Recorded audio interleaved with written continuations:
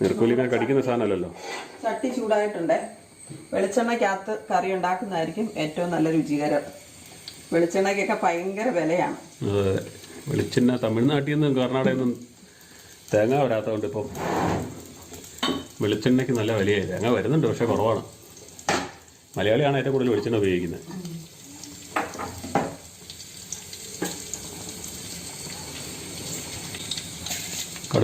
കടുക് മേടിച്ചിരിപ്പുണ്ട്. ഒന്ന് കഴുകി വാരി ഉണക്കാൻ പറ്റും. വെയിൽ തെളിയണ്ടേ?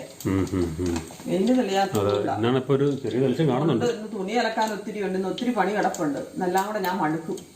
അതാ ഒരു കുഴപ്പം. കുറേ ദിവസം മഴ പെയ്തേച്ച് ഒരു വെയിൽ തെളിയുമ്പോൾ ഒത്തിരി പണിയാണ്. എല്ലാവർക്കും അങ്ങനെയല്ലേ? അതെ അതെ, തുണികളെല്ലാം ഇങ്ങനെ കിടക്കുമല്ലേ. എത്ര ദിവസമായി മഴ ഇങ്ങനെ